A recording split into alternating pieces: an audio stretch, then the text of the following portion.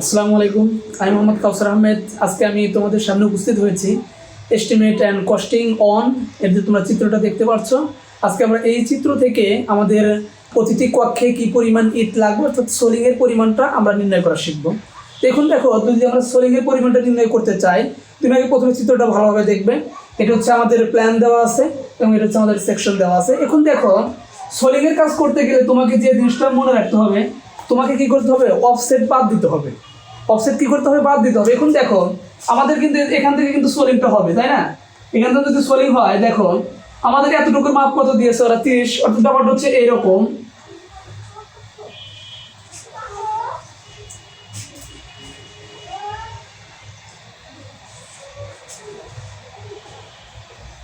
যদি আমরা এরকম বিবেচনা করি, তাহলে আমাদের এতটুকুর মাপ কত, 40। ওরা কিন্তু দিয়ে দিয়েছে। আর আমাদের এই যে ওয়ালটা ওরা কত দিচ্ছে, 30। আমাদের কিন্তু দুই পাশের কি বাদ দেবো, অফসেট বাদ দেবে। তাহলে সেক্ষেত্রে আমরা অফসেটটা বের করবো কিভাবে? এই যে এতটুকুর মাপ আমাদের কত, 40, এই 40-এর ভিতর থেকে আমরা এই 30 আমরা বাদ দেবো। তাহলে সেক্ষেত্রে আমাদের কত আসতেছে, আমাদের 10। এটা কিন্তু প্রথমে হচ্ছে অফসেট বের করতে হবে। এবার এটা যদি 10 হয়, তাহলে এটা এবং এটা কত হবে, এই দুইটা মিলাই তো 10। তাহলে সেক্ষেত্রে এটা হবে 5, এটা হবে আমাদের 5। তাহলে আমাদের দুই পাশের অফসেট কি করতে হবে, বাদ দিতে হবে। তাহলে তোমরা এইভাবে অফসেট বের করবে। অনেক ক্ষেত্রে এইখানে 30 না থেকে 25 থাকে। যদি 25 থাকতো, সেক্ষেত্রে আমরা কি করতাম, 40 - 25, অর্থাৎ এখানে যে মাপটা থাকবে তার ভিতরে আমরা বিয়োগ করে দেবো। এখন দেখো, আমরা যদি হিসাব করি তাহলে কি আসে। আমরা কক্ষ 1 নিয়ে হিসাব করব। দেখো, কক্ষ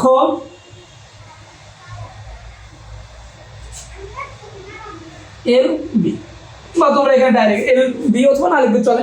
এখন আমাদের কক্ষ এটা আছে, তাহলে দেখো 360 মাইনাস, বলতো আমাদের কি অফসেট বাদ দিতে হবে। আমরা অফসেট কত পাইছিলাম, 10 পাইছিলাম কিনা সেটা আমরা বাদ দিলে সেটা আমাদের কত হয়, 350 সেমি। তার মানে কত, 3.50 মিটার।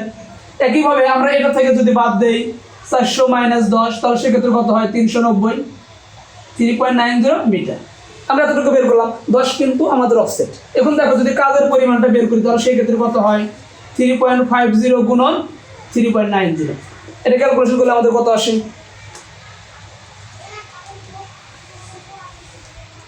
তাহলে আমরা এটা কত পেলাম, 13.65 m²। আর অবশ্যই সোলিংয়ের কাজটা হবে বর্গ এককে, তোমরা এটা মনে রাখবে। এখন যদি আমরা কক্ষ নং 2 হিসাব করতে চাই, তাহলে দেখো, তাহলে আমরা এখানে কি লিখবো, কক্ষ নং 2। এখন দেখো, ঠিক সেমভাবে আমাদের এখানে কত, 450 এবং এখানে কত, 430 দেওয়া আছে। তাহলে দেখো, 450 মাইনাস অফসেট বাদ দিলাম,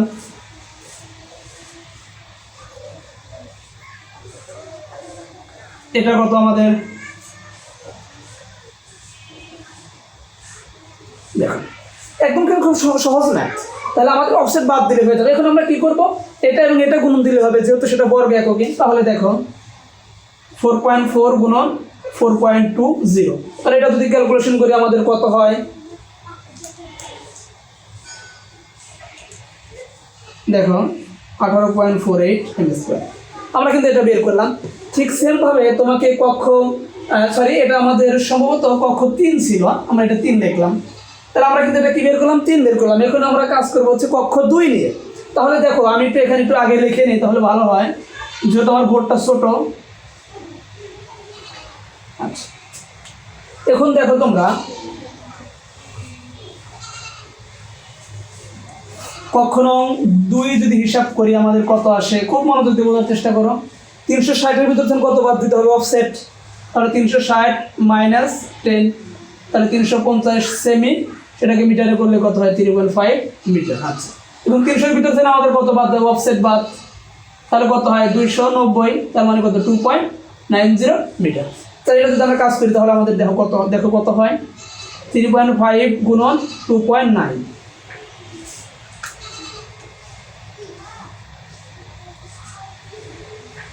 10.15 m²। এটা কিন্তু মিটারে হবে, সরি তোমার এটা হবে কি, বর্গ এককে। এখন দেখো, আমাদের কিন্তু কক্ষ যে 3টা ছিল সে কাজটা আমরা করেছি। এখন আমাদের কাজ করতে হবে বারান্দার কাজ। তাহলে তোমরা বারান্দার ক্ষেত্রে কিন্তু বলো তো, আমাদের বারান্দার ক্ষেত্রে আমাদের চওড়া কত, চওড়া হচ্ছে আমাদের 250, এবং আমাদের দৈর্ঘ্য কতটুকু দেওয়া আছে, 450। আমি আবার বলি, এই যে এতটুকু মাপ হচ্ছে আমাদের কি, দৈর্ঘ্য। তাহলে সেক্ষেত্রে আমরা দেখো হিসাব করি বারান্দা।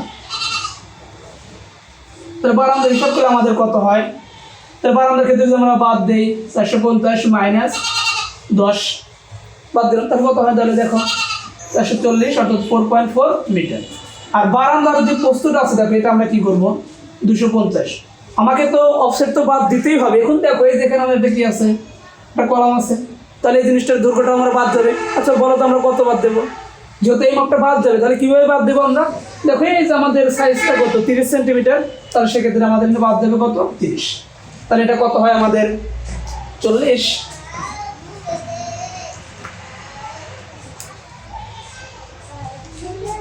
তাহলে 210 অর্থাৎ 2.10 মিটার।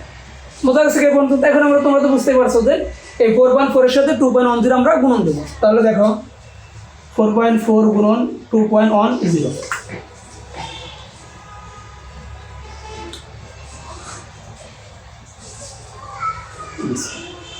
তাহলে তোমরা যদি সোলিংয়ের কাজ করতে যাও, তাহলে তোমাদের প্রথম কাজ হচ্ছে আমাদের অফসেটটা বের করতে হবে। অফসেটটা বের করার পরে আমাদের মনে রাখতে হবে যে কাজটা হবে আমাদের বর্গ এককে। তখন আমরা কি করব? রুমের যে আকার আছে, দৈর্ঘ্য এবং প্রস্থ আছে, তার থেকে দুইটা অফসেটই আমরা বাদ দিয়ে দেবো। অর্থাৎ আমাদের অফসেট মান বাদ দেবো, বাদ দেওয়ার পরে আমরা যা পাবো সেটা আমরা গুণন করে দেবো। তাহলে এইভাবে আমাদের গুণন করার পরে আমাদের যেহেতু মোট সোলিংয়ের কাজটা বের করতে হবে, তাহলে আমরা সবগুলো যোগ করে দেবো। দেখো মোট সোলিংয়ের কাজ, মোট সোলিংয়ের কাজ। তাহলে আমাদের আগে কত ছিল? 13.65, 10.15, 9.25, এবং এখানে কত ছিল আমাদের? আচ্ছা এখানে একটা মিস্টেক হলো, 18 পয়েন্ট আমাদের কত? 48। ঠিক আছে, এখন যদি আমি এটা যোগ করে দিই তাহলে দেখো আমাদের কত আসে? 13.65 যোগ